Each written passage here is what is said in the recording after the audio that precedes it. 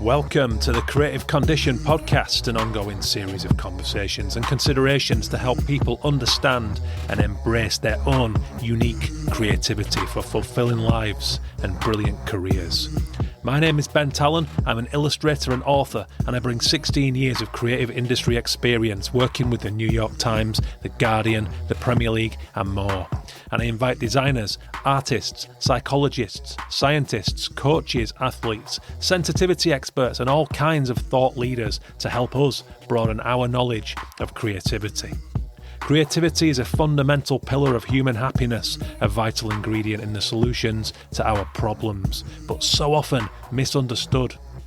The show is supported by founding sponsor and B Corp, Illustration X. Take a look at their stunning range of illustrators and animators at illustrationx.com.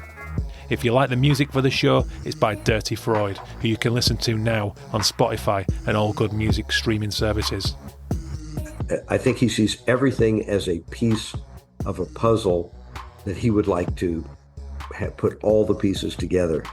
The flight of birds, the way fish can propel themselves through the water, all the way to the way mountains are created and destroyed.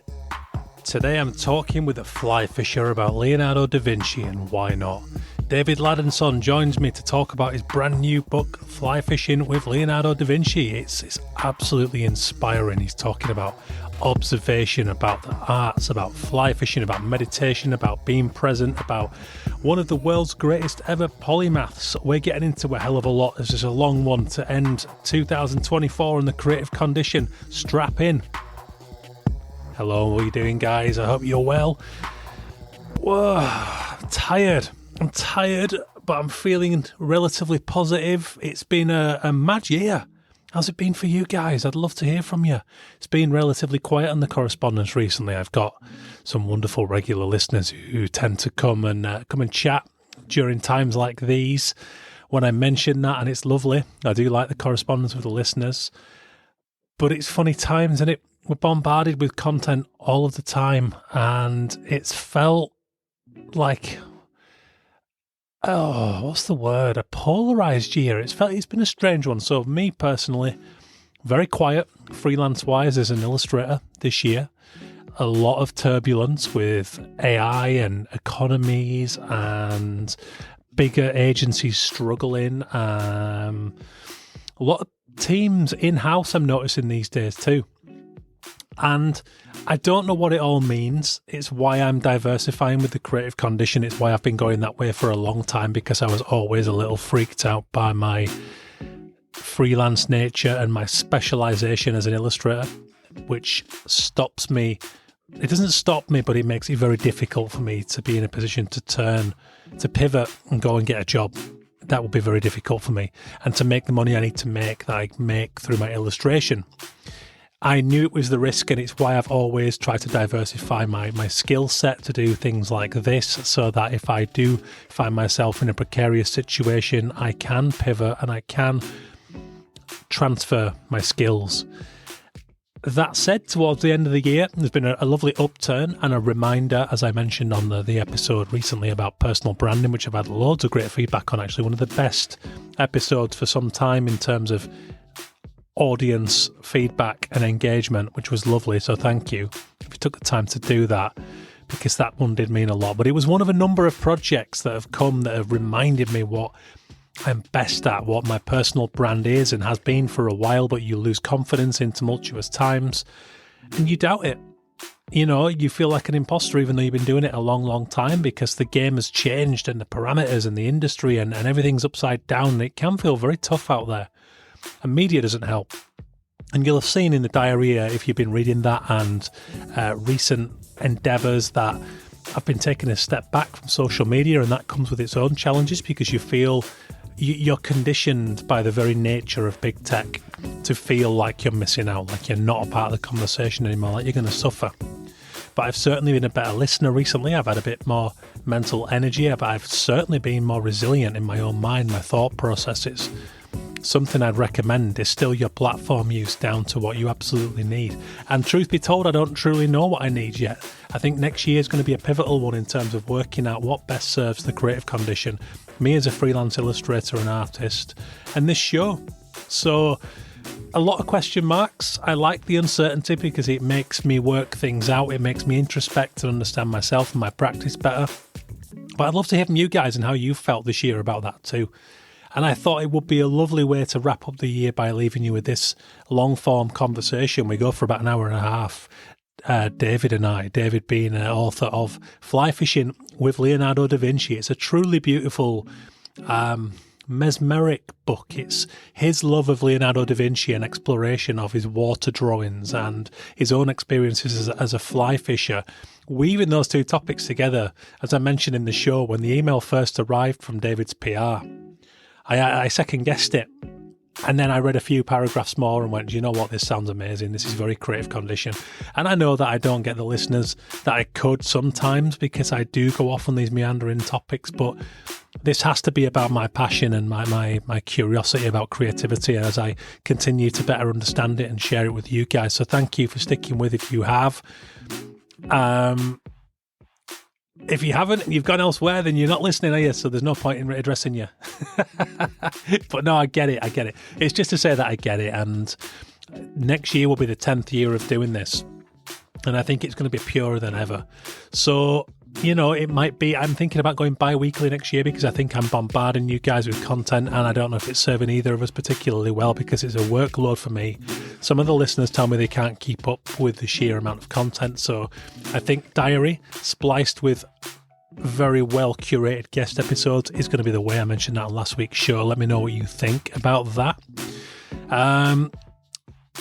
Let's not go any further without thanking those who made this possible. Illustration X, the wonderful founding sponsor of this show. Go and have a look at their global range of illustration and animation portfolios, as well as their beautiful work for our industry. They're a B Corp. They're in conjunction with the likes of the AOI, the Association of Illustrators, and the SAA, the Society of Artists Agents. They do a lot of good work around legislation, protecting us from AI and copyright infringement and all kinds of stuff for real industry pillar. So have a look now, illustrationx.com. The Creative Condition book is out now. You can check it out at thecreativecondition.com. There's a shop there. You can also head to my author shop, bentalonwriter.com, whichever one. Same person behind it, same cash register. Bundle deal before Christmas. Got one to post tomorrow. Give us a few more. It's a sweet deal. It's only going to be on until Christmas. Champagne and wax crayons, The Creative Condition, and the Anatomy of Creativity map. You can get a digital version for the price of a pint of your skin. It will give you a framework for your creativity to help you recognise blind spots, strengths, weaknesses, things you might not have thought of. So have a look. It's all a part of my coaching program. If you're interested in going one further and working with me, give me a shout. I'm going to be pushing the pit stop in particular next year, as well as a talk for agencies, the Creative Condition talk. The pit stop is a 1-to-1 intensive session. We might go for up to 4 hours. We will go through all of your shit and I will come back with recommended notes to give you direction moving forward. It's an audit. I love doing it. I really love doing it. It's very personal. It's been described by one of my clients as creative therapy. It definitely sits at the intersection of therapy and creative coaching. I love people. I like to hear their stories, where they're at, what their background is, and we get deep into all of that.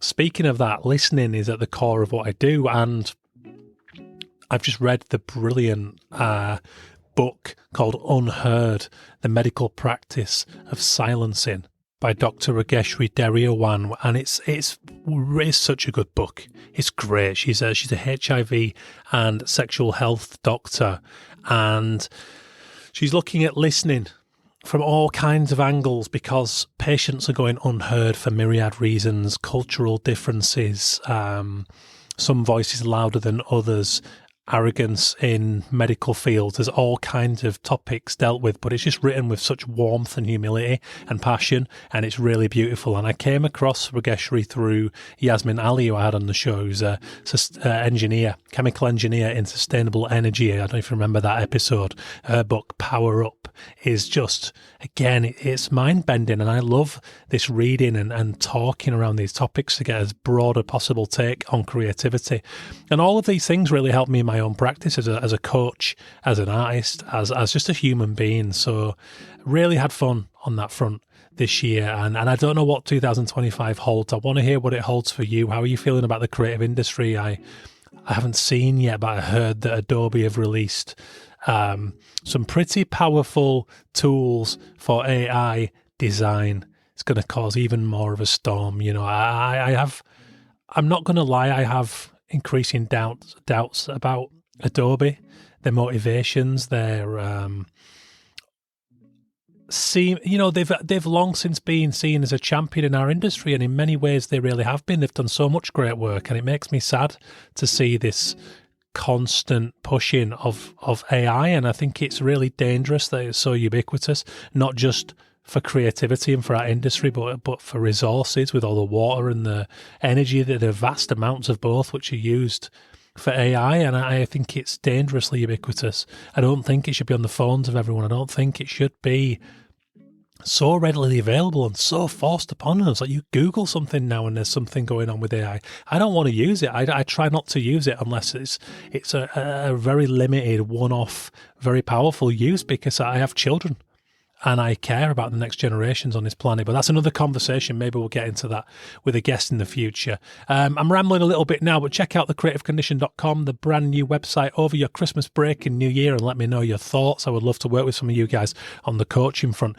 I'm doing an introductory offer, so fill out the form, let me know your situation, and we will have a chat to see if we're a good fit and if I can help you with your creativity. Well, you know, I'm doing it at a low rate to begin with while I find my feet in this field. I've done pilot sessions over the summer. They went phenomenally well, some great feedback. There are case studies in the podcast section on the website. So have a look and get in touch. Let's have a chat.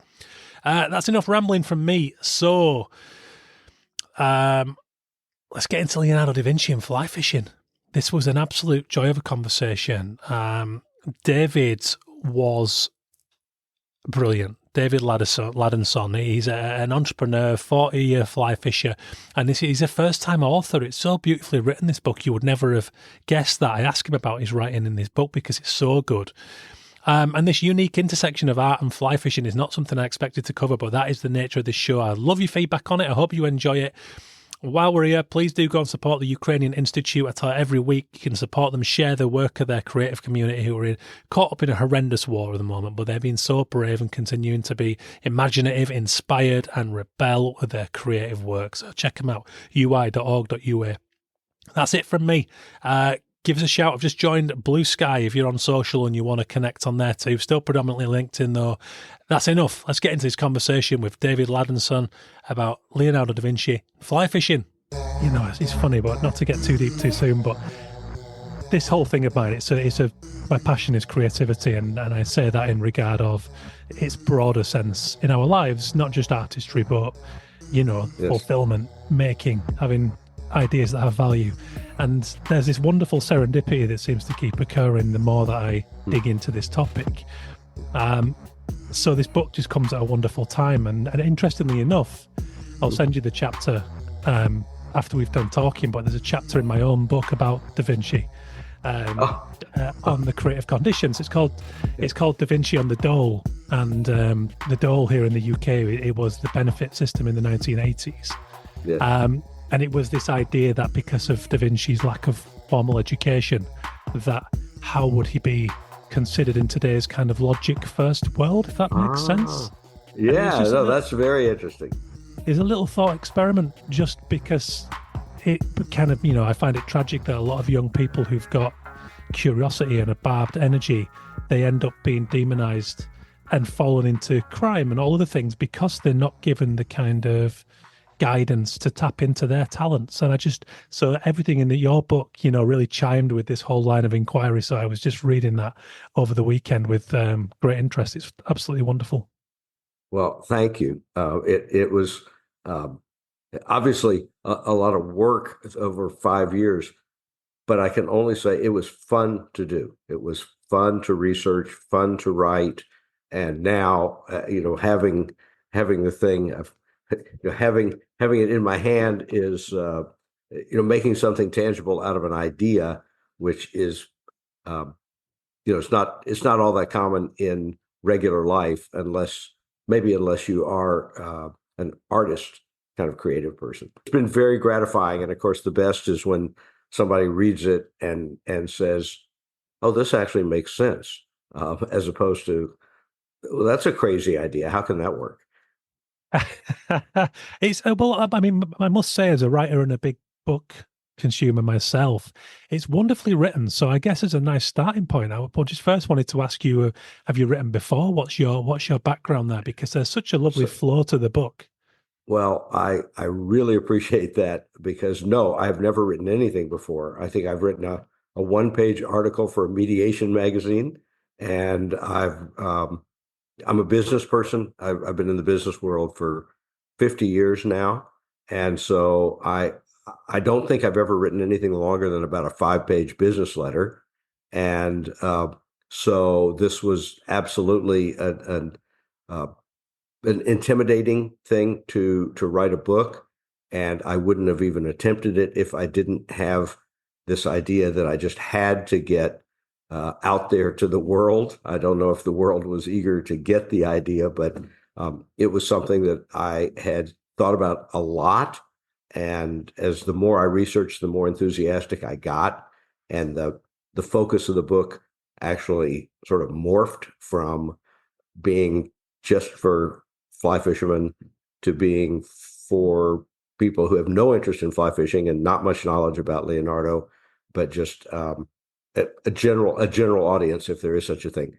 But no, I had not written before, and I actually found it relatively easy to get the ideas down, but but I found myself with 61 chapters, which didn't make any sense together, and so I ended up doing 14 drafts before I felt like, okay, it's clear. I hope it hangs together. I hope people want to turn the page and don't get whiplash when the topic changes from one chapter to another, and that they see it as a whole when I'm done. But my effort really, and this does come from business writing, uh, I've found in the past that I often misinterpret what people say, because a sentence can be interpreted a couple of different ways. And I find that people have often misinterpreted what I say. Um, I say, I just made a date for lunch today. I'll see you at noon. And then you get there and the person's not there. And I said, well, oh, I thought you meant Thursday, not Monday. And so being very clear is a challenge, I think, in regular life and in writing even the simplest of things. And so that's a lot of what I tried to put into this effort was, is it clear? Is it simple? Do I have more words there than I need? And as you've already noticed, I'm sort of a long-winded person. I like to talk. And so I would say every sentence got trimmed to try to be just what needed to be said and nothing more. Yeah, and of course, a good editor will help you along the way with that too.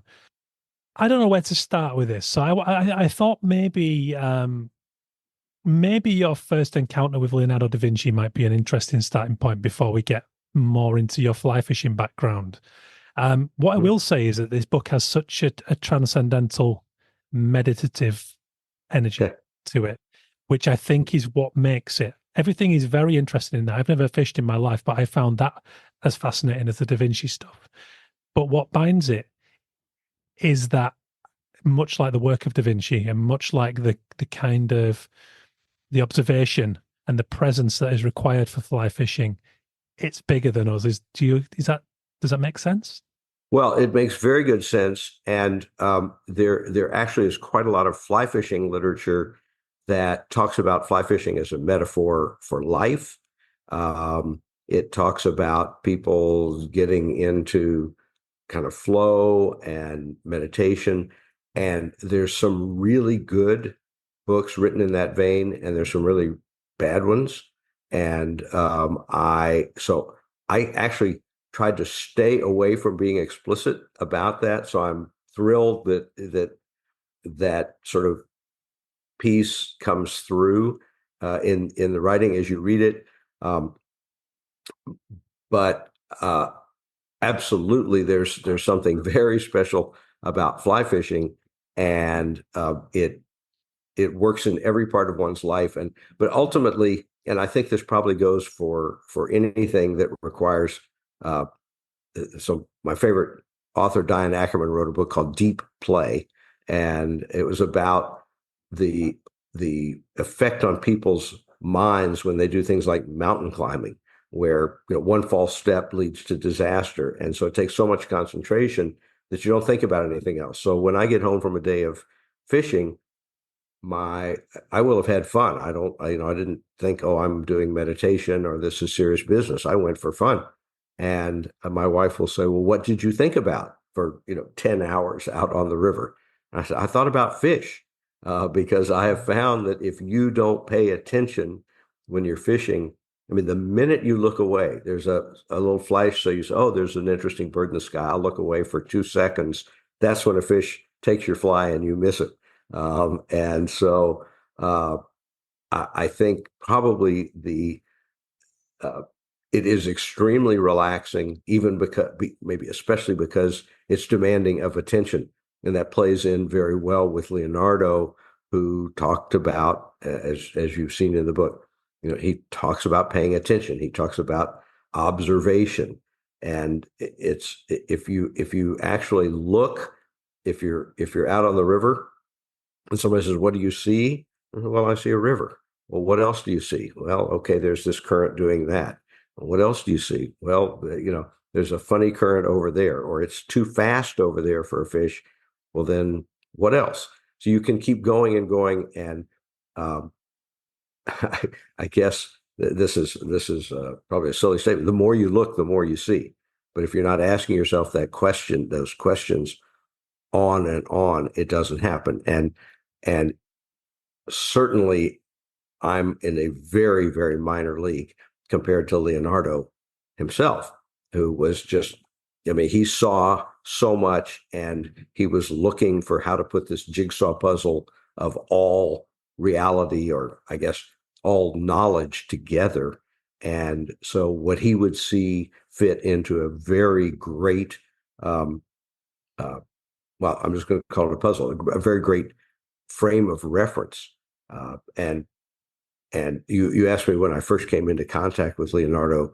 Um, I mean, I'm pretty old, but I didn't go to school with him. But he is, I think everybody hears about this genius, but most of us only know a little. And once I read a biography by Walter Isaacson that came out just before the 500th anniversary of Leonardo's death. So I think it came out in 2018. And so I read it. I like biographies. I've read lots of biographies. This one really struck me. And then, of course, when I saw that picture that I reproduce in the book, that's there in the Royal Collection Trust of uh, at Windsor Castle in England, when I saw the picture of Leonardo apparently looking at water currents, that's when sort of the light went on for me that he was analyzing currents the way all anglers do, but just a lot better, with a lot better knowledge and a lot more curiosity. So I would say, although I was aware of Leonardo and his inventions, and probably just only as familiar as the next person, it's really 5 years ago that I went into high gear and started reading and reading and researching. And the deeper I dug, the bigger Leonardo got in the book relative to all other parts of it. I'm a big believer in breadcrumbs Mm. scattered in our lives. And your story of encountering that drawing with the water, it fills me with magic on a number of levels, and perhaps the most being that. So remind me, what, for 500 years ago, Da Vinci Yes, died. he died. He died in 1519, Mm. and so the celebration or commemoration of the 500th anniversary of his death became a big deal worldwide. So there were quite a few books on Leonardo that came out in 2018, 19, and I've read other books by this particular biographer. He's very good. And so I just picked it up sort of, I say innocently minding my own business. And then bang, here we are 5 years later. Yeah. And this book is there. But I do believe in the resonance of work long beyond a lifetime, and I've heard it termed as intergenerational equity. And Hmm. that's, Yeah. placing as much value on future generations as we do here and now our own. I think Mhm. it's something we could greatly benefit from for many reasons. But there's just something magic about this drawing that has existed for 500 years coming into your life and Yes. filling you with a feeling that I'm familiar with through following my own thread in my own life. Mhm. It's an incredible feeling. And I think that when you lend yourself to that and you follow that thread, it's incredible the doors that open ahead of you. Was that something you experienced from that point on? Well, it really was. I have to say, your description, with which I agree completely, I hadn't thought of it that way. That it was sort of, it's been waiting for me, or I've been waiting for it. And we crossed paths at this moment in time. And how does that happen? Why does that happen? Obviously, I have no answers to those. Those are really big questions. Um, but what I will say is that as I started down the research path, the generosity of people that I met was amazing.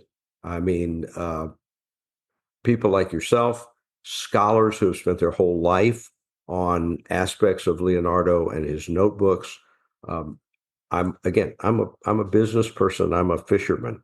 Um, so to go and ask questions of people who have spent decades steeped in this material, um, I was flattered and shocked that they would take the time with me. And people are just very generous. The people who own these Leonardos, the people who have given them to museums or exhibit them in public, um, are there's a generosity of spirit in the world, and maybe they think, um, gee, maybe some kid will be inspired by sort of hard luck Leonardo, and they will go off and do something great, or just maybe it will brighten someone's day. I don't know what the thinking of these donors and these academics.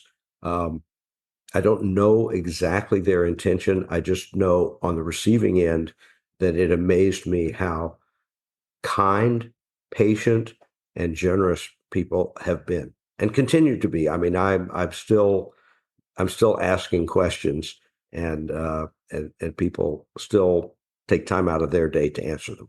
It's incredible. And just to reference what you mentioned earlier, I think the beauty is in the fact that we cannot know any of these big answers. It's just that we feel, and when you trust, there's Mhm. just something that happens. And I had the same thing with my own book where I moved to a place and the book was ready to be written. I can't tell you how I knew that. It just presented itself in my mind. That's the best description I have.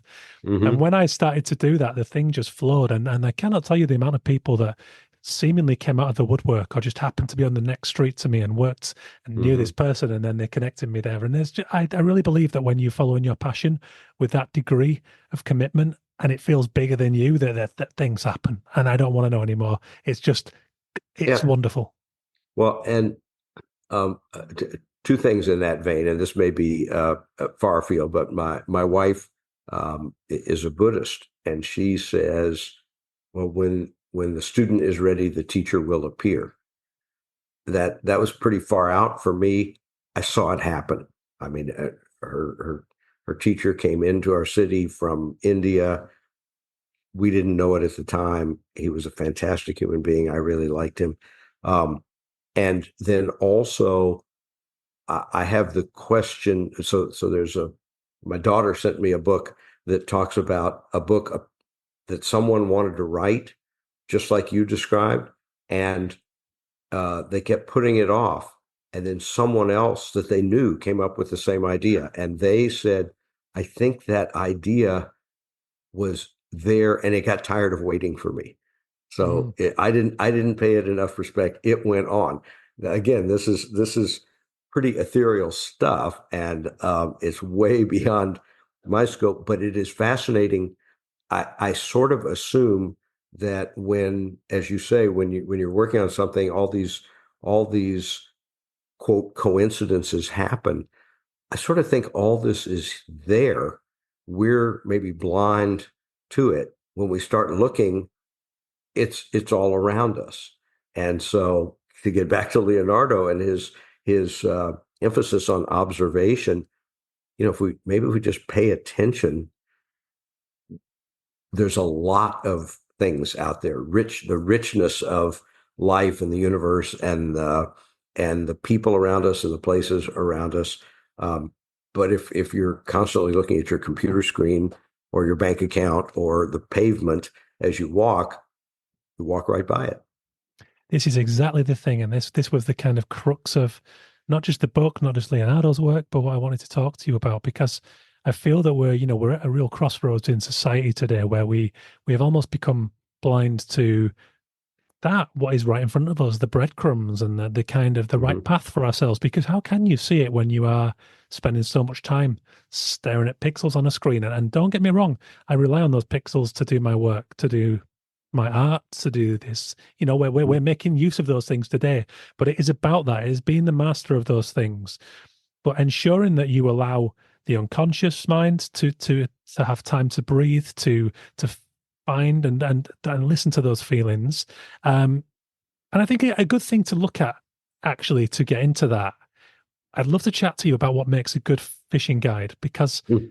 this seemed to me the perfect analogy. Because I made some notes here, and my audience is predominantly visual communicators and writers, and I have Mhm. musicians and photographers and lots of people across the arts. But there are things here that make a good fishing guide that are critical for somebody doing that job well. Um, and on my list, I've got observation, I've got wit, I've got patience, feeling, attunement with nature, wisdom, persistence. So I'd love to talk to you about what makes a good fishing guide and why, because that is pertinent to the people that will be listening to this show. Um, these are qualities which maybe um, I think probably the prerequisite for those qualities that you just listed um, is, do you like people? Okay, do you if if you really don't like people, you probably shouldn't be a fishing guide. Maybe you shouldn't be a human being. I don't know, but good. So I've had good ones and I've had bad ones. And a good fishing guide is a little bit like a coach. They take, they get happiness from the achievement of others. They are out there. People don't want to pay to watch you fish, right? You don't want to pay a guide to watch them catch fish. You want to catch fish. You want to learn. And fishing is like many other sports where there's an infinite amount to learn. Everybody's always learning. And and so the guide is a teacher. And if the guide takes pleasure from you finally saying, "Oh, I see what you mean about the casting," or "I see what you mean about, how hard to set or not set the hook when the fly disappears." Um, the fishing guide has to be the kind of person who gets real gratification for, "Oh, my student learned the lesson," or the kid ran the right way on the football field. Um, and so uh, so, do you like people? Do you like teaching? Do you get uh, gratification from other people succeeding and having a good time? And some of us are not all that coordinated. I mean, I make a lot of mistakes that after 41 seasons of fishing I shouldn't make. But the guide that I go out with the most, um, he kids me about it, and that's. But it's very good natured. He doesn't say, I've told you 101 times. I'm not going to tell you again. If a fishing guide yells at you, you're like, gosh, I thought I was out here for fun. Not to. I can be told what I'm not doing right. I was going to say at home. So I think that those traits, of course, those traits that you listed are traits that we all want. We all want wisdom and patience, and none of us have enough of it. But for somebody who's a very good angler, um, to uh, take another person out who's not as good, maybe a total beginner, um, or who says they're good, so the guide takes you to a difficult place, and it turns out you were exaggerating.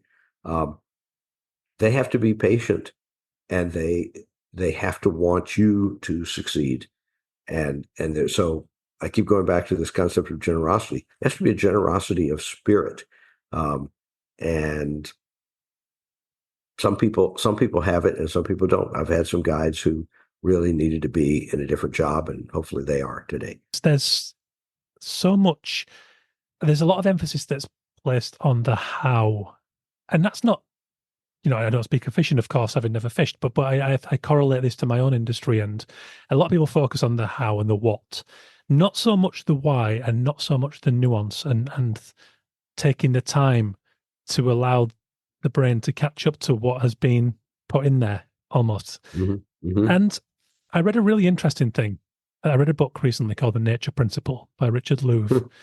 Wonderful book. Talks about the senses and our attunement with nature and the loss of connection with nature over the last few decades. And in that book, there's a story about research conducted by the US military, and it's about observation in the field. And one of the things I found interesting was that by far and away, the most attuned subset of people were people that had grown up in hunting communities and spent a lot of their youth in rural, using all of their senses in attunement with one another.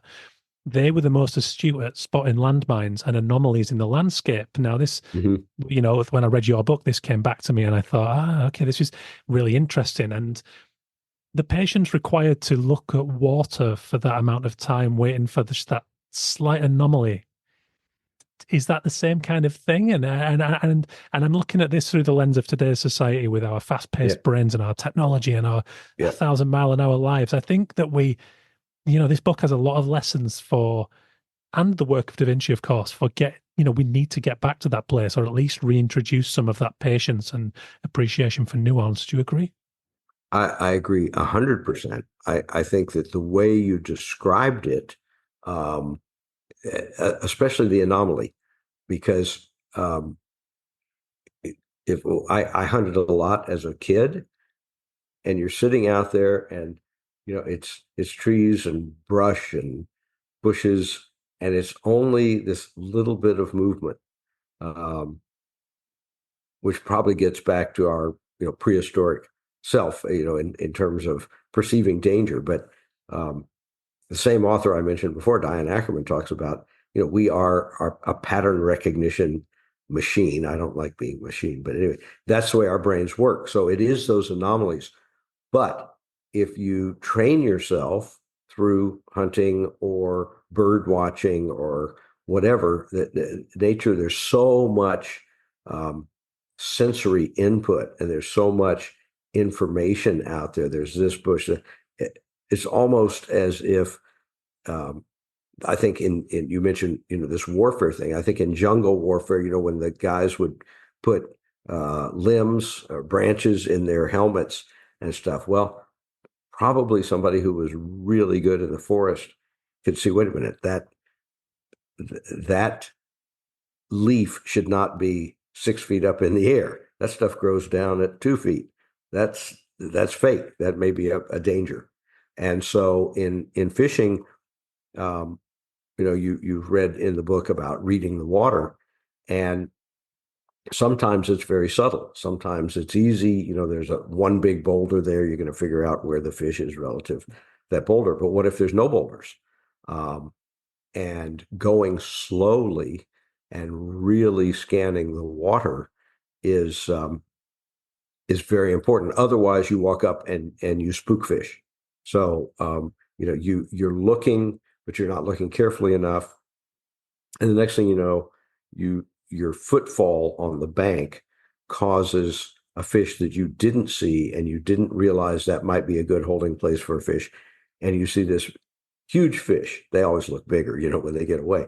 So that you see this huge fish shoot out from the bank, and you say, "Oh, if I had been walking more slowly and paying closer attention, um, I might have seen this place where a fish might be, and maybe I could have caught that person, not that person, that fish, instead of watching as it, as we say, gave me the middle fin. Um, so, uh, so anyway, yes, I agree with you 100%. The more carefully you observe nature, I mean, the fish are in their environment. If it's a bad environment for them, they won't be at that spot in the river or a lake. They'll be at some other spot. And so, detecting what are sometimes pretty subtle clues is important. And that's sort of the argument of the book, is that Leonardo was such a great observer and was so good at putting the pieces together that he would have been the best at guiding you on a day. And how fun it would have been. And also, you've read already that I argue that a guide needs to be good on a bad day of fishing. Some days just aren't good. The weather doesn't cooperate. There's been a rain, the water's muddy. So you're out there anyway. It's your holiday. It's not like you can come back in 3 days when the water might be clear. So you're out there with a person. If they have a good personality, like Leonardo did, and if they know how to tell jokes, um, I keep repeating this one that you may have read, where Leonardo tells the story that people say to the painter, "Your the figures in your paintings are so beautiful. Why are your children so ugly?" And he said, "Well, I make my paintings during the day, but I make my children at night." So I mean, this is not the Leonardo. Um, oracle who stands back and pontificates. This is a real flesh and blood human being, and I tried hard to convey that that's what this person really was.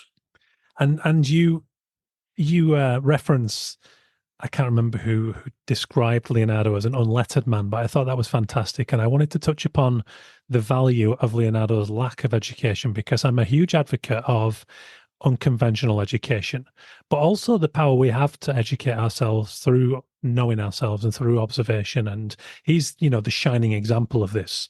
But let's talk about, that aspect of Leonardo's life and the way that he was born illegitimate, and that cost him a more formal education, which I believe was one of the defining moments in his life. So if we could touch upon that a little bit, I find that really fascinating. Great. So he um, he was born out of wedlock. His family were a long line of notaries, which were sort of civil attorneys. Um, they could write contracts and petition on behalf of their clients, etc. And had he been legitimate, especially being the firstborn, he would have been expected to become a notary, and he didn't. He wasn't. He didn't.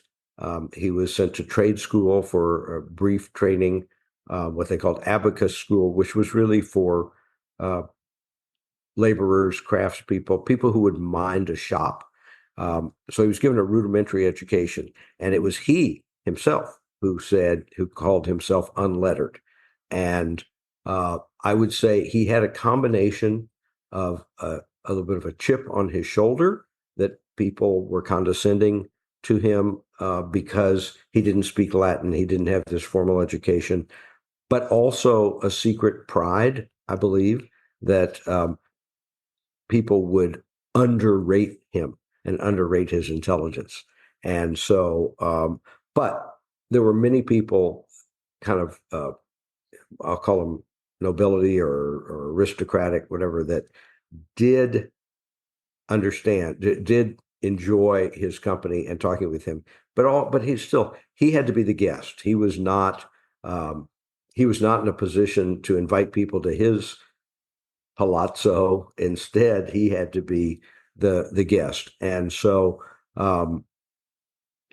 plus he was very disparaging of people who would quote uh, uh, people that they had read, and he said, they're just something like, they're just dressed in the feathers of other people. It's not their own wisdom; they're just spouting off somebody else's wisdom. So he was very big on life experience, and critical thinking, making up your own mind. And he actually, a number of his discoveries, a number of his insights go directly from his saying, I don't accept received wisdom. I'll see for myself. It's almost like, you tell me the stove is hot, I'll be careful, but I'm going to touch it. I'm going to see for myself if it's really hot and why. So uh, the unconventional wisdom, I was discussing this with a close friend last night. Um, I was asked the question, was he lucky?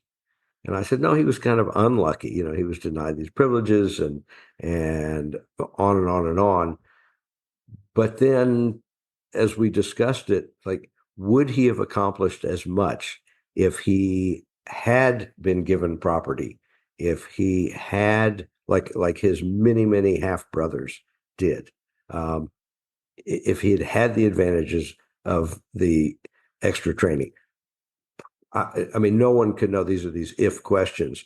I think his curiosity was so deep, so relentless. I mean, he worked really hard. And that's a point you may have come across in the book already, where I say it's a disservice to just always describe him as a genius. And Vasari, his first biographer, says these were all God-given gifts. And it makes it sound like, okay, you're a great artist because you're just born with this talent. I'm sure many of your listeners take the talent they have and they work harder than other people to achieve what they did. And Leonardo seems to have worked all the time at his inquiries, and in many, many fields. So where does drive come from, and ambition? It's a question that I discuss with a lot of people all the time, and I don't have the answer. But he was driven out of sheer curiosity, and his work ethic was phenomenal. Which, ironically, he there were many commissions that he did not finish, so he was highly criticized by many people, even sued by a couple for, you didn't finish. And so there were people at the time who would question his work ethic. Probably with the benefit of centuries, now we see all these matters that he was investigating, thinking, trying to master geometry, trying to understand Latin, but doing his own experiments. He used his time incredibly productively. So I've gone way off on tangents, but unconventional education, I think we benefit. Maybe even he would have said, gosh, I'm glad I'm not a notary. But he was always, he was always kind of scrapping for money. It took money to live. It took money to have a bunch of assistants and that sort of thing. And sometimes his noble patrons were slow, or very slow, in getting around to paying him. So these are, I don't know, but we could probably talk all day about whether uh, money is a blessing or a curse.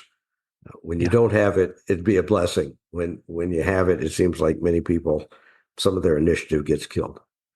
Yeah, and I think neither is necessarily a rule, but I do think that there are certainly many examples that lend weight to that idea. Mm-hmm. That you have to, given all the tools, then the passion becomes absolutely critical, because without the passion there comes no drive. Because if the necessity is not there, then and then Yes.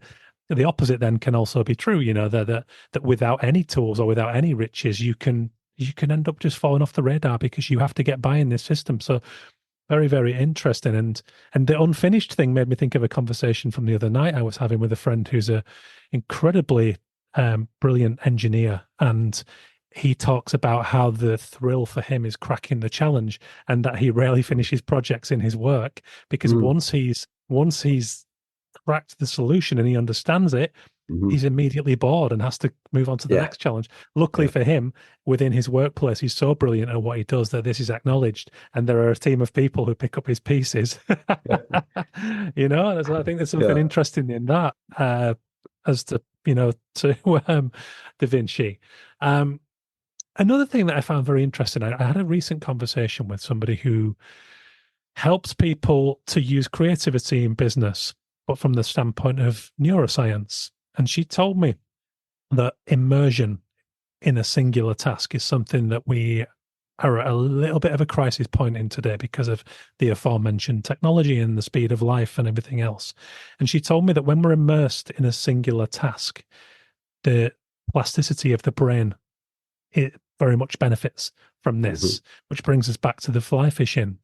Um, this is a bit of an outside the box question, but when you're immersed in such a task for, you said 8 to 10 hours, for example, did you find in the process of this book that this helped you to find solutions or nurture the ideas that you might have been working on for the book while you were fishing? Because I certainly find that when I'm conducting a singular task or even when the brain is allowed to be absent and to wander, that these Hmm. things, these solutions, they come from the unconscious, gives them to me Yeah, because I've allowed my that's brain to have some downtime. yeah, absolutely. It's not usually when I'm fishing. I mean, a couple happen when I'm fishing, but it's that downtime, and so I mean, I certainly do not understand how the brain works, and I read a lot about that because it's really interesting. But um, I would say in my business life, um, so I'm retired, so I get to fish more days in a year than I used to. But when I used to be, say, working 50 weeks of the year, the fishing was sort of a special, very seasonal, when on holiday. Um, but when I was at that point in my life, also, um, it happens in the shower. There's something about that just, I mean, it's sort of mindless, I guess. The water's hitting you. It's a very pleasant temperature. You just relax. And so I think whether people get solutions to problems in their dreams or in the shower or when they're fishing or when they're watching, say, a particularly boring sports event or something like that. I absolutely think that that subconscious mind is still working on the problem. And and how does it get from subconscious to conscious? I, I assume there's some sort of I'm going to call it a pathway, some sort of neural pathway that you have to let down your defenses, either be comfortable or you're stargazing and thinking about what a speck of dust we are in the universe, and then suddenly, this marvelous thing that we have between our ears says, "Well, yeah, you may be a speck of dust, but look, here's the solution to the problem you've been working on for 3 years."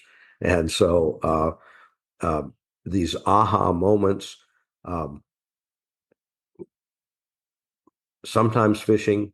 I When I was writing the book, I was when in Texas, where I am now, I would walk to work from an apartment to an office about 20 minutes away.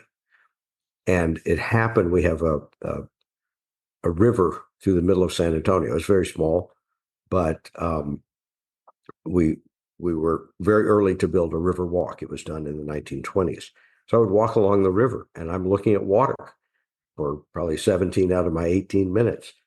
Well, when I look at water, I think about things. So there would be something that I was trying to solve, a problem I was having with conveying something in a chapter or whatever, or maybe not. Just an idea would come. The ideas would come very frequently when I would be walking to work, just looking at the water, and I was, oh, well, that's interesting, and that relates to this chapter I'm working on, or a chapter I need to do. Maybe it's about fishing, maybe it's about Leonardo, but just the something about the water, the same way for many of us who look at the fire.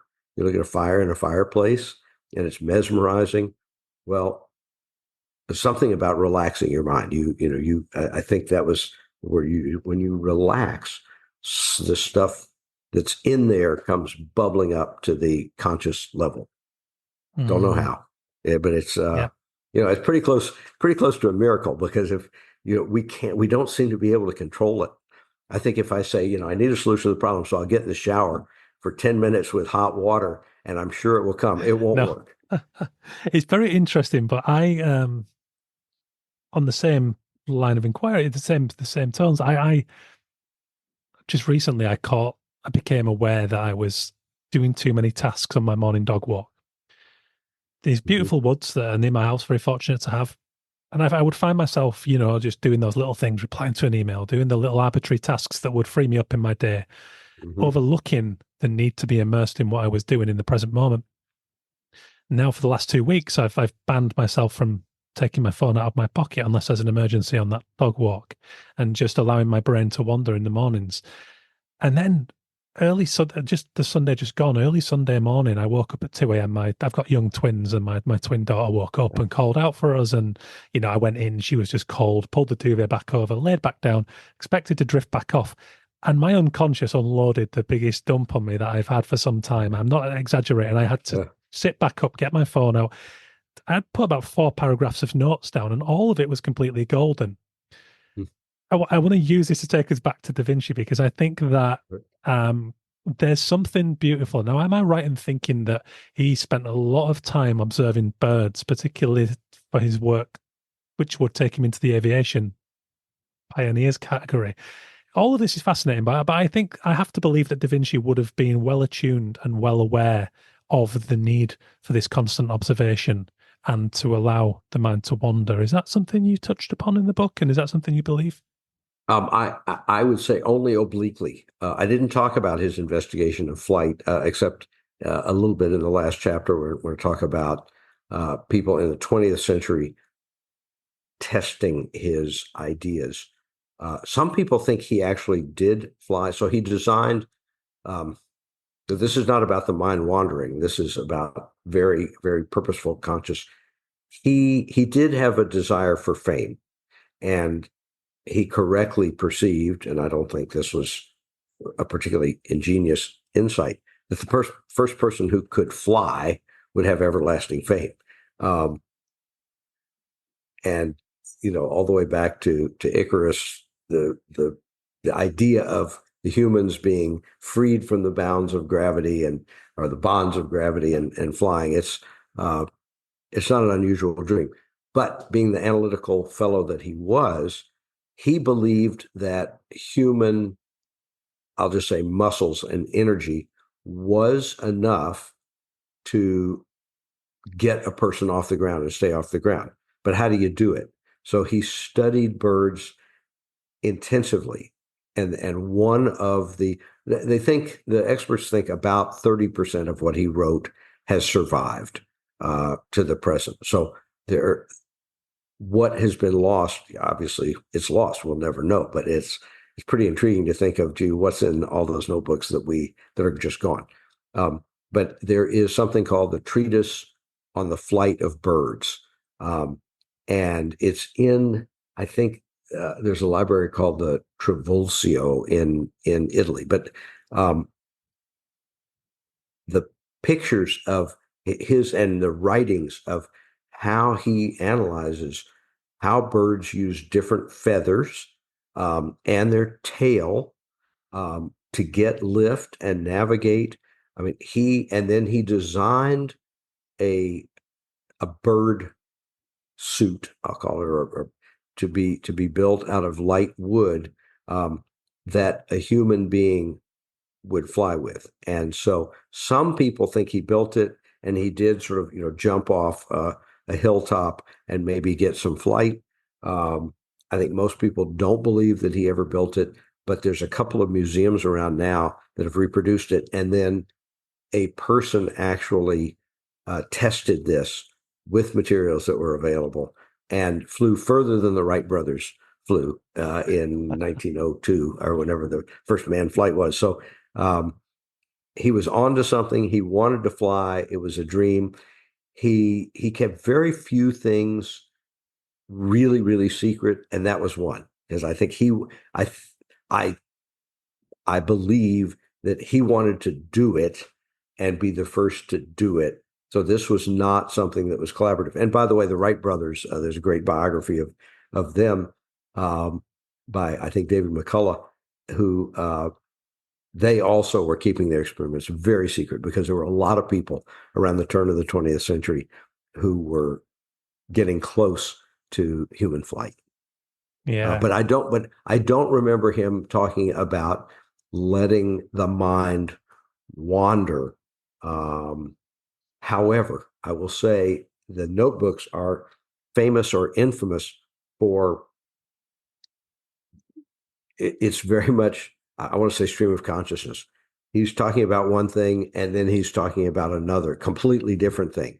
So why is that? Was this a break in the days, or was this just that he's thinking about optics, and the next thing you know, an insight about how rivers flow and river currents work breaks through into his conscious, and he starts writing about that and making sketches. And this is a nightmare for scholars because you take all this material and you say, okay, well, and he tried to do this and he was unable to get it done. And then his assistant tried for another 50 years to basically put all the stuff about flight together and all the stuff about rivers together and all the things about painting together. And when you do that, certainly before the age of computers, if you cut and paste all that, then you lose any chronological, any ability to say, well, how did he discover this in his 20s or his 50s? So, because it's spread kind of willy-nilly through notebooks, and the notebooks themselves were taken apart, put together, and you'll get to the chapter on that. But he was not a master of organization of written materials, for sure. And I wonder I wonder if that's partly to do with the fact that you have to believe well, I mean, it's fairly evident that he didn't see boundaries between fields or sectors and the likes, just by the sheer range. I mean, we're Yes. talking about arguably the greatest polymath of all time. And I think we could certainly benefit from that in today's world. And a specific example that's kind of relevant to this, I read an article the other week about a bit of a breakthrough river project in terms of reconnecting the river with the local floodplains and then an upturn in biodiversity. And this could be something that's potentially rolled out across, the UK and hopefully beyond. I'm a big believer in breaking down those barriers, and I would say, having read your book, that there's arguments to, why not consult the fly fishers who have spent their lives watching the water? Okay, that's in the context of fly fishing. That certainly doesn't devalue their observations and their knowledge of the water, much like it doesn't Da Vinci's knowledge of the water. I think that if we're going to solve our collective problems in the world, that we certainly need more of Da Vinci's thinking in terms of breaking down those divisive barriers between fields. Well, that's a great topic, and sort of maybe three reactions to that. One is, my guess is that many of your listeners are unable to make a living at their creative pursuit, so they have a day job, and that means they're already immersed in two different worlds, whatever their day job is, and whatever their passion is that drives their creativity.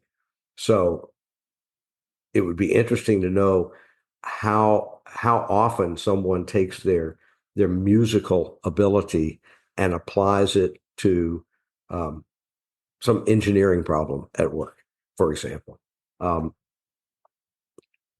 My second reaction, I'm not sure I remember my third, is that specialization, that sort of the more we know, the more the base information is to become a software engineer or a train conductor or a hydraulic engineer, whatever.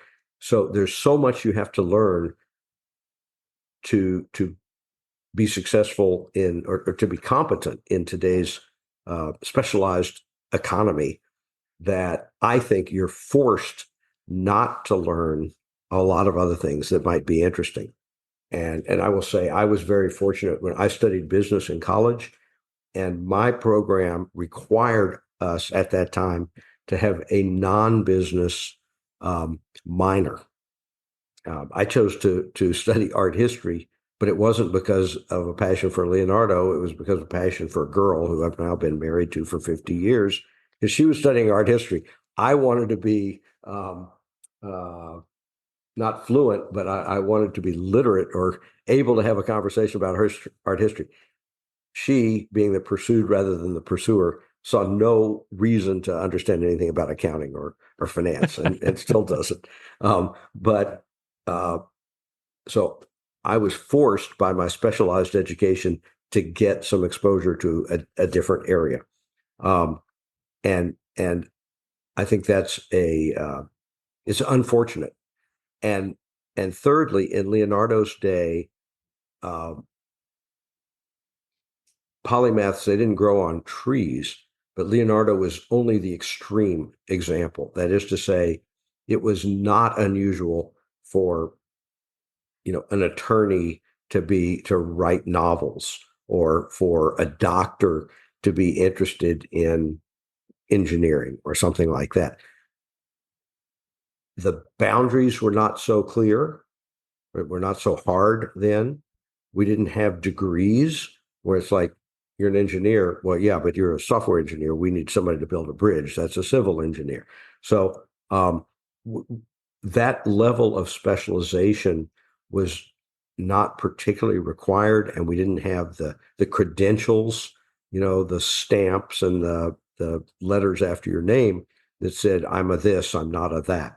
So the boundaries were more fluid.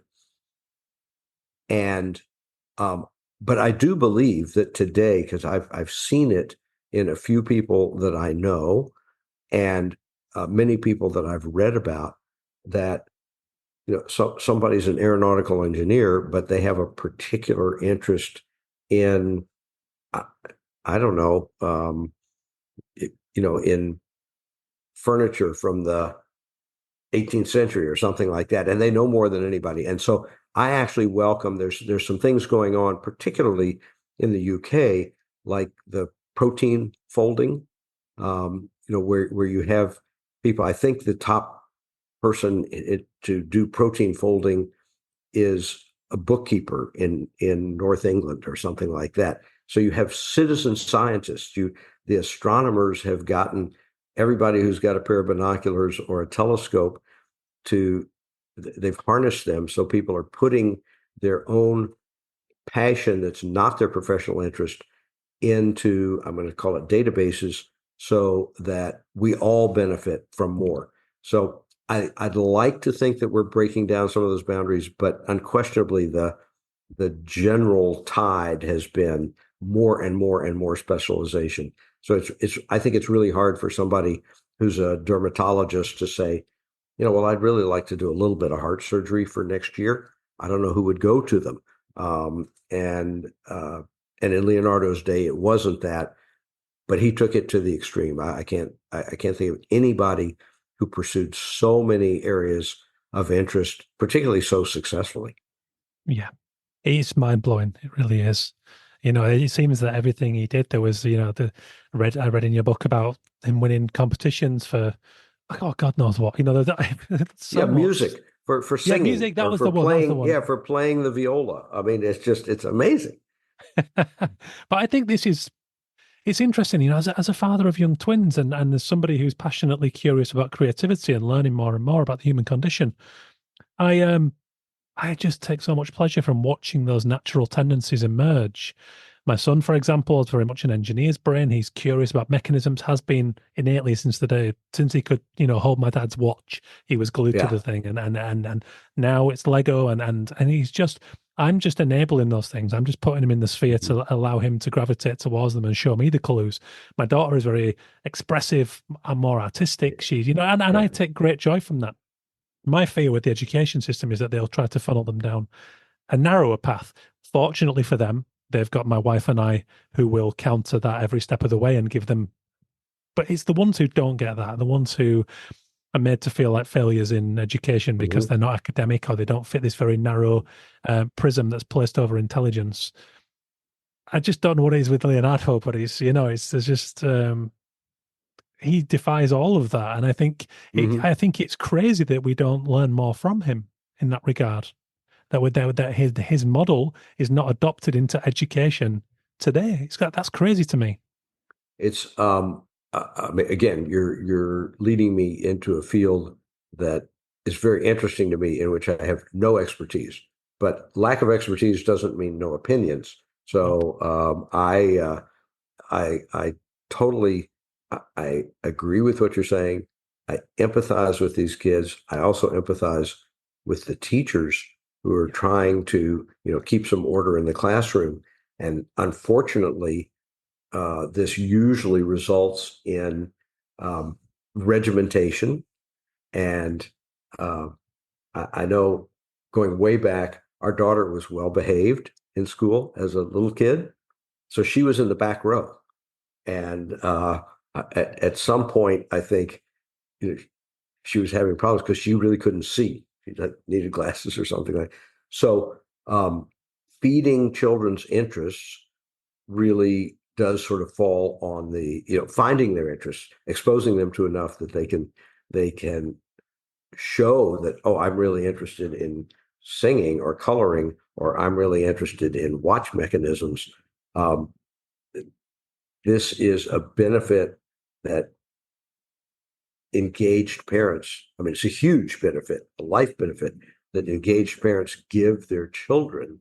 Um, and it's painful to know, well, you've got equally bright children who are living in a home with a single parent who's working two jobs to Mhm. uh, just provide for them, and uh, doesn't have as many opportunities to stimulate them or expose them to both, coloring books and mechanisms.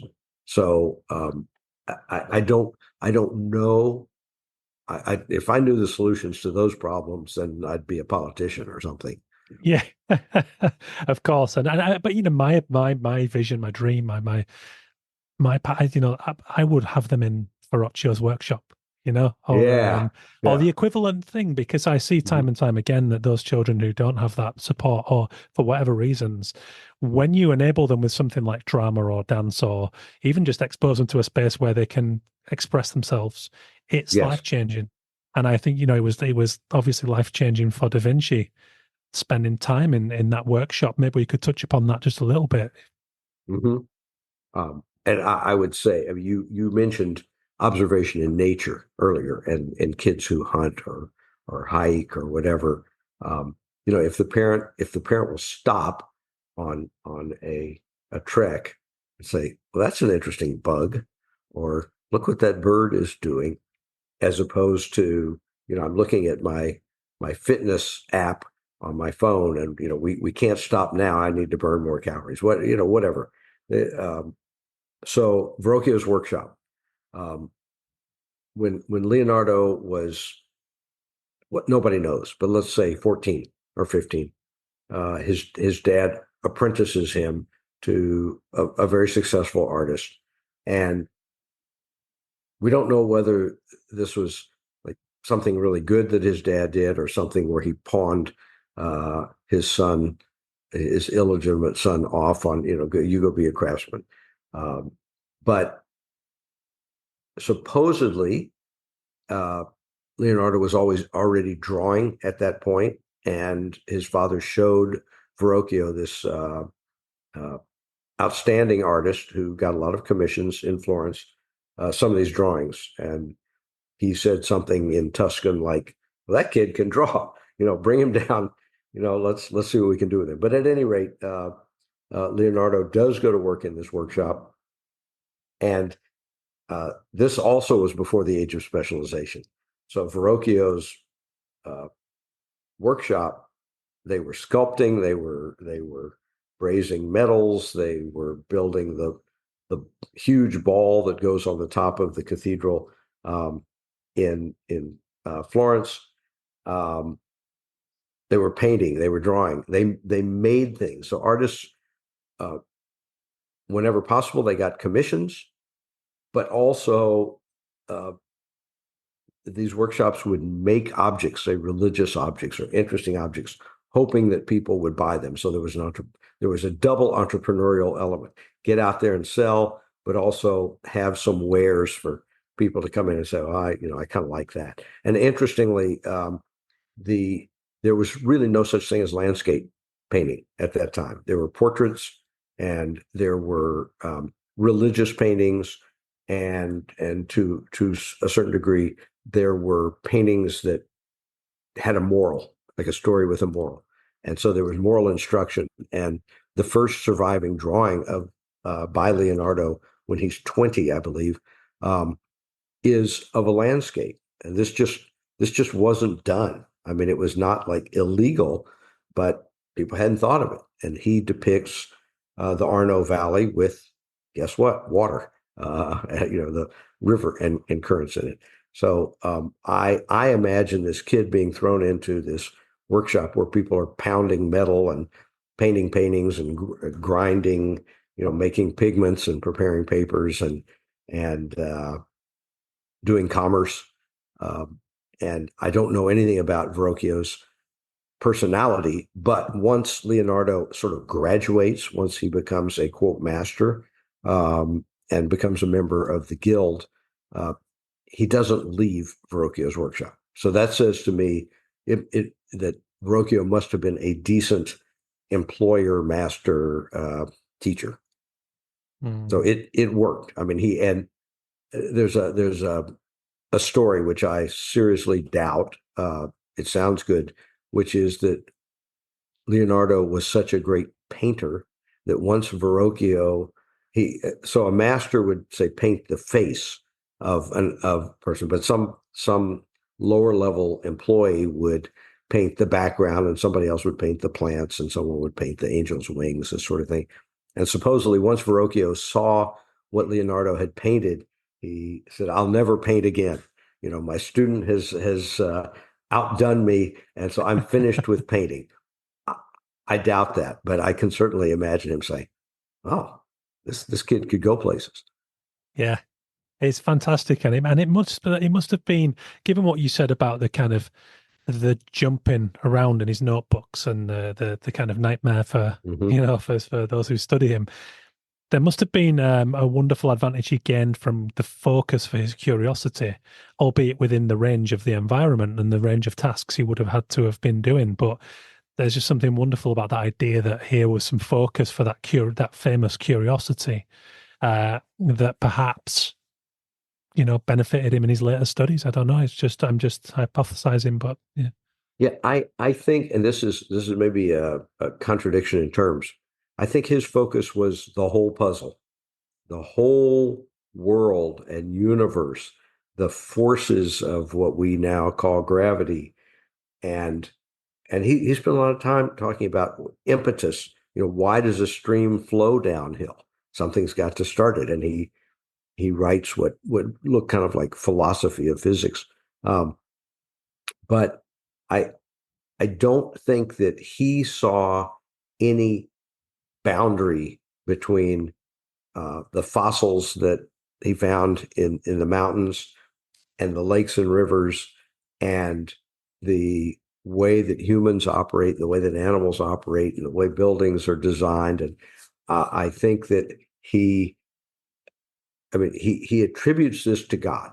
He's comes pretty close to what I would call intelligent design, which is a controversial sort of anti-evolutionary belief system, at least in the United States. He believes in a supremely intelligent maker. And he doesn't seem to subscribe too much to church teachings. He makes a couple of slaps at clergymen, etc. Um, he also does at doctors, and so, but I think that again, I used the term jigsaw puzzle earlier. Um, I think he sees everything as a piece of a puzzle that he would like to put all the pieces together.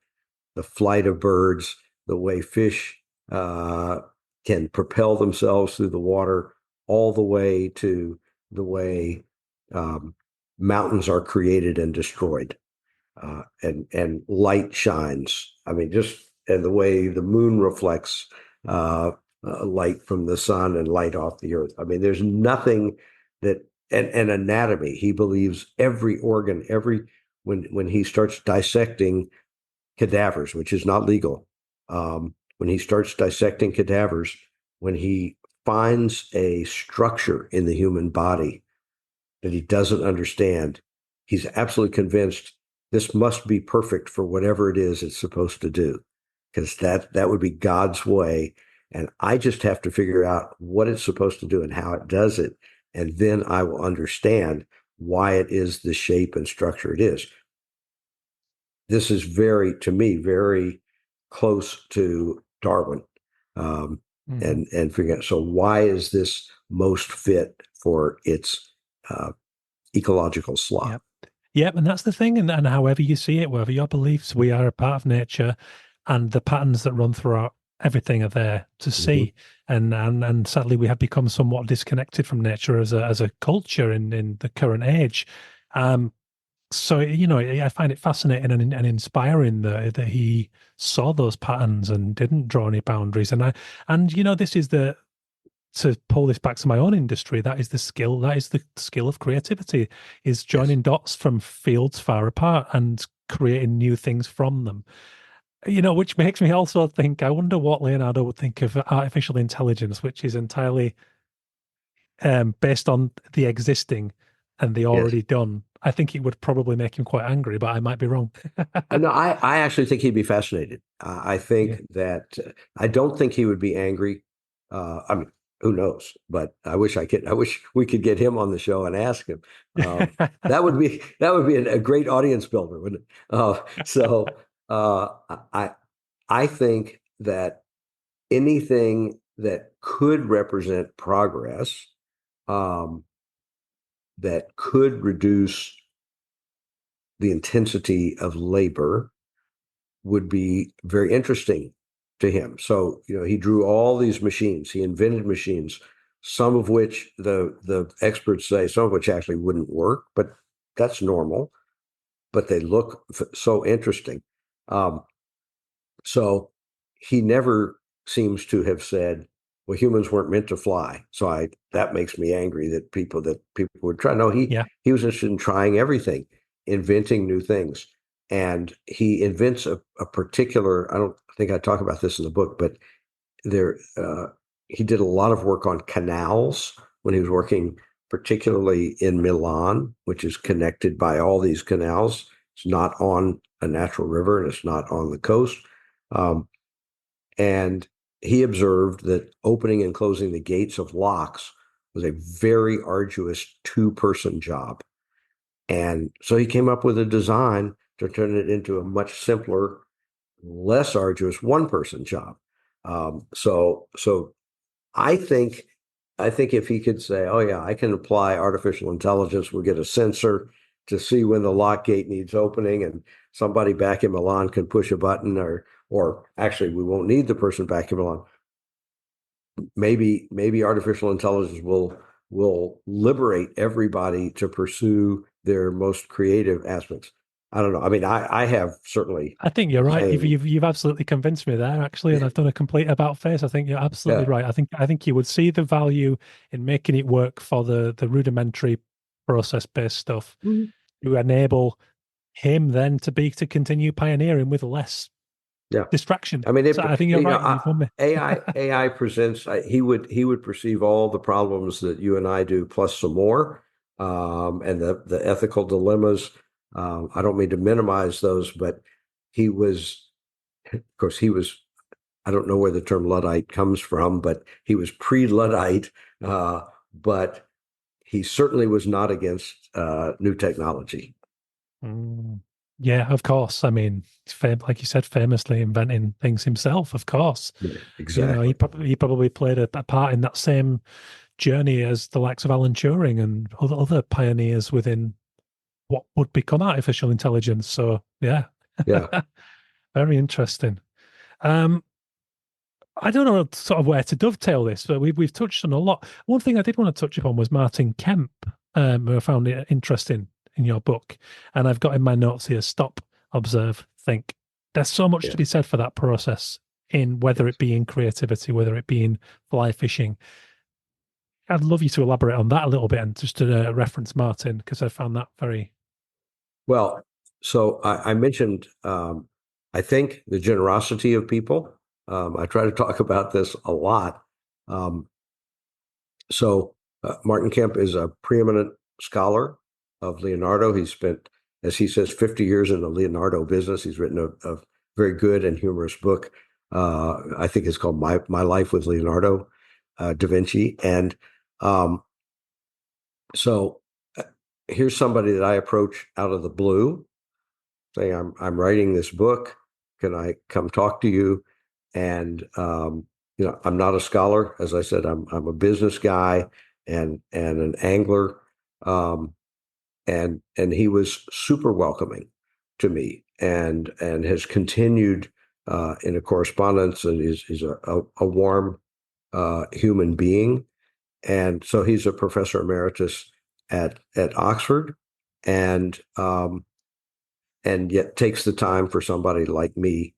And as I've read really a lot of books on Leonardo, um, you you look in the acknowledgments. He's either written the foreword or he's thanked in the acknowledgments. He's helped so many people, and he's just the extreme example of how people have treated me. Um, uh, People in England, people at uh, the Royal Collection Trust, from the royal family, the people at the British Library, um, people here in the States, professors at different universities, UCLA.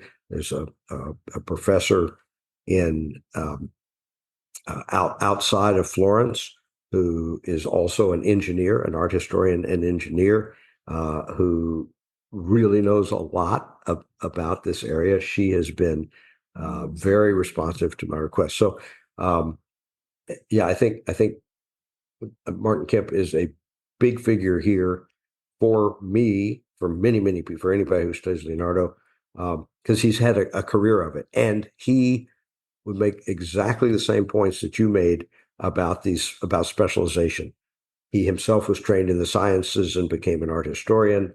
He was an athlete as a young man and still likes sports, and sees the the reduction in opportunities to cross these uh, dis- let's call them interdisciplinary lines, to be both an artist and an engineer, or a mathematician, um, and a painter, and certainly a songwriter. Um, he I would say decries, if that's the right word, this sort of modern segmentation of our pursuits, and very much salutes people who, following in Leonardo's uh, footsteps, is a modern day polymath. And he's absolutely right. And then to bring that back to you, who would have guessed fly fisher and author? I love that, Yeah, and yeah, it's funny. But it's funny because when the email came in about your book, it's one of those emails. It's one of the ones that comes in, and I initially kind of go and sort of wonder, what's yeah, that? And yeah. I got about 3 paragraphs down and went, yes, please, that sounds fantastic and really interesting, and bringing those two worlds together is what I do this for. I love those stories, Yeah. So all that said, what are your hopes for the book? So I was talking to my best friend this morning, uh, and I said my hopes have been met. I my my excitement about these drawings and their relationship to fly fishing, and how little these drawings had been seen other than by Leonardo scholars, just how unknown they were, and how exciting I think they are for anglers and then for general population.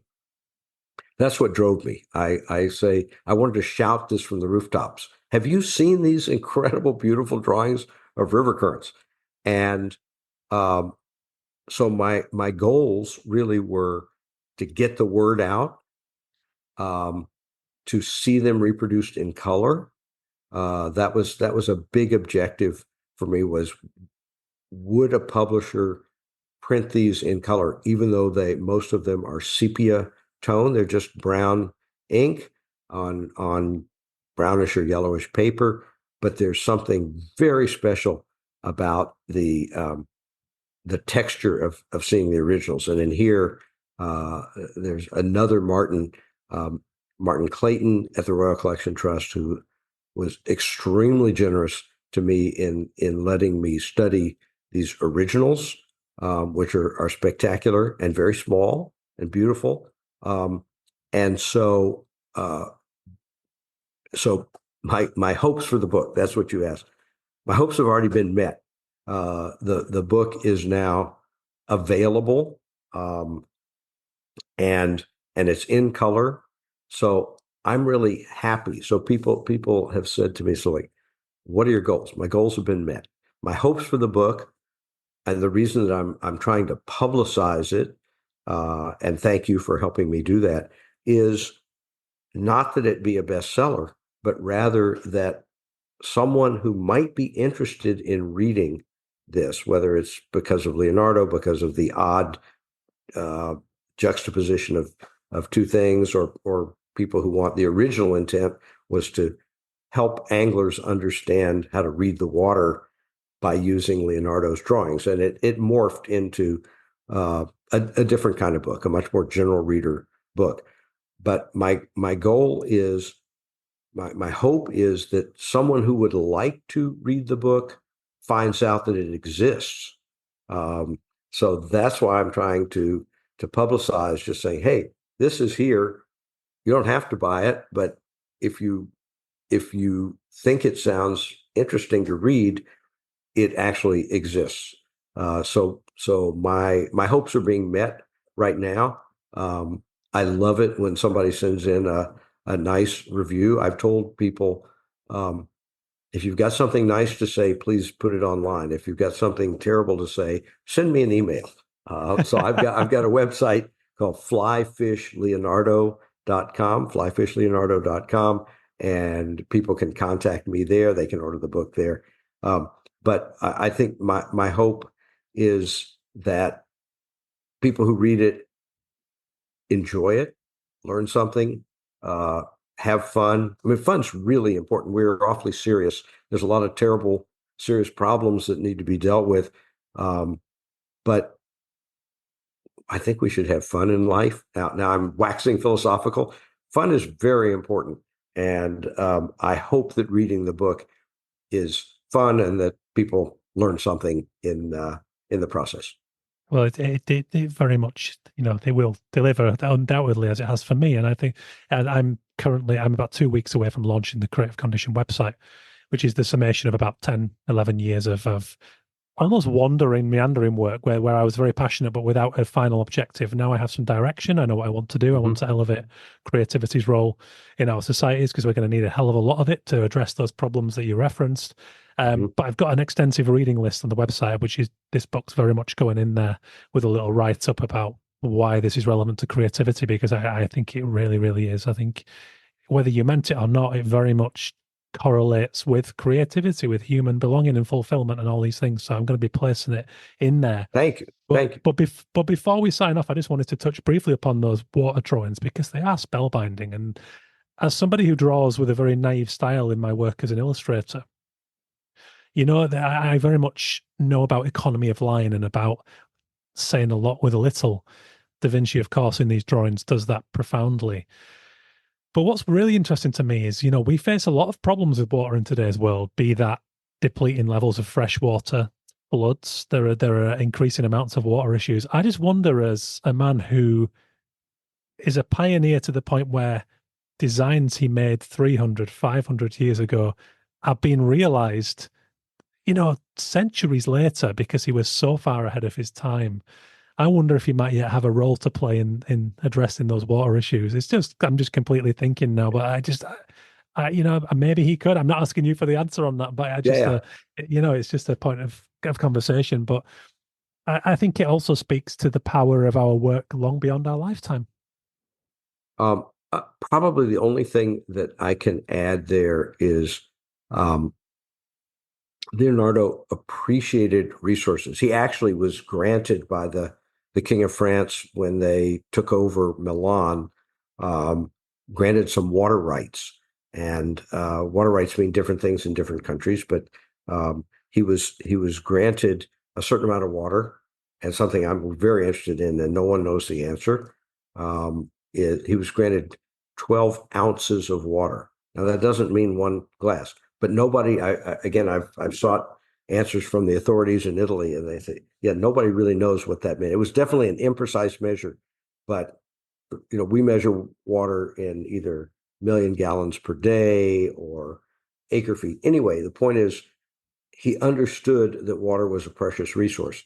He also understood that we have floods and droughts, and so how do you conserve water for its best uses, its highest and best uses, um, in irrigation, in human sanitation, etc., um, and don't waste it. So he was he expressed the importance of making your time during your life count, and I'm going to extrapolate from that water is the same thing. Water is a precious resource, and many people have talked about that. Um, and so you have this tragedy in Italy where people drown.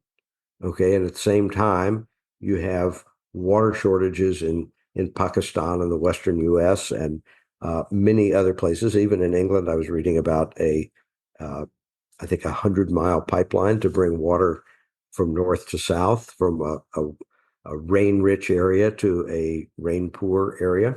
Um, so I think that Leonardo, well, he designed many features to help navigation for trade. He worked on canals, but he also was interested in using water.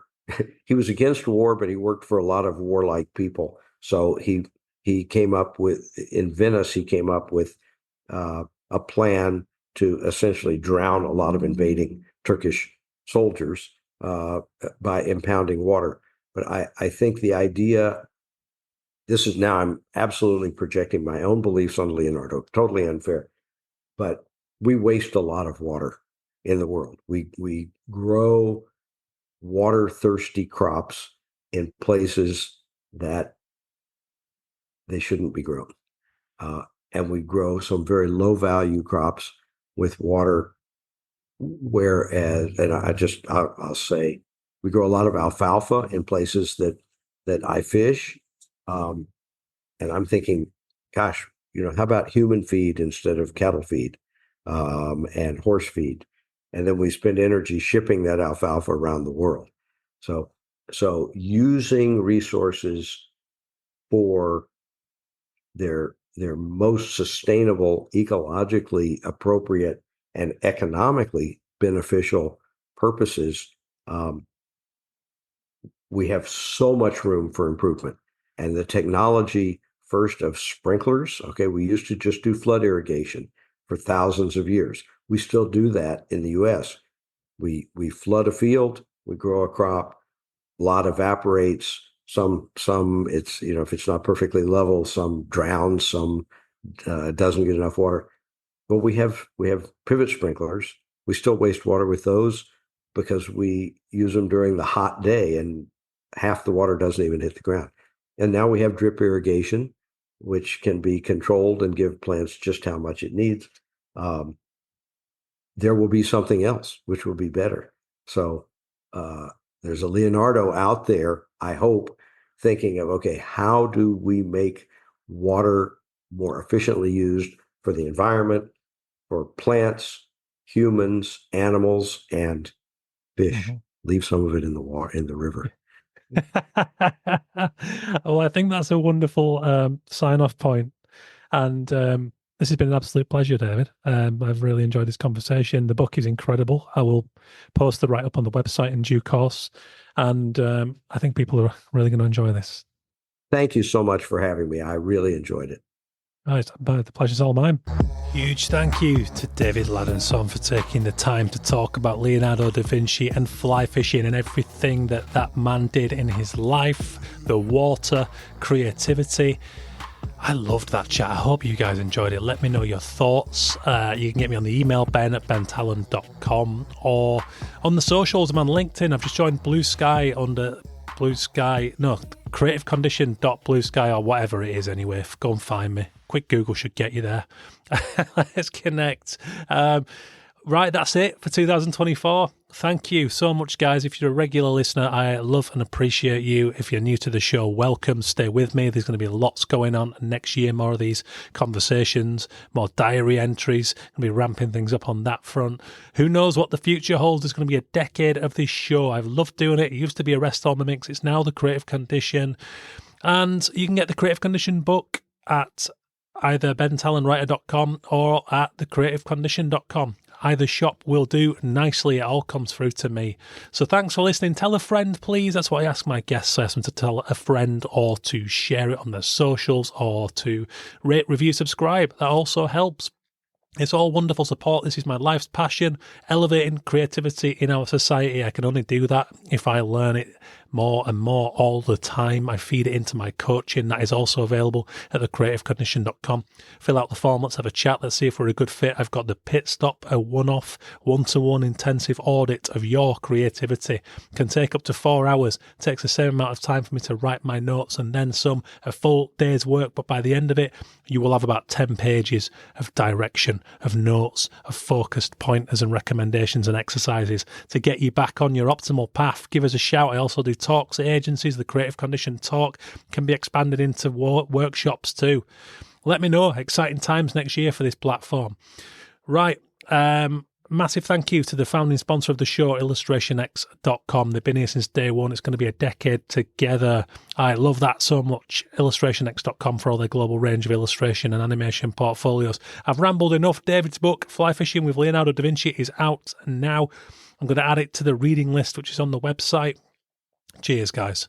Have a lovely Christmas and a happy New Year. I will be back in January to pick things up and move forward. I'm in a little break now. It feels well earned. It's been a full year of episodes, but I'm knackered.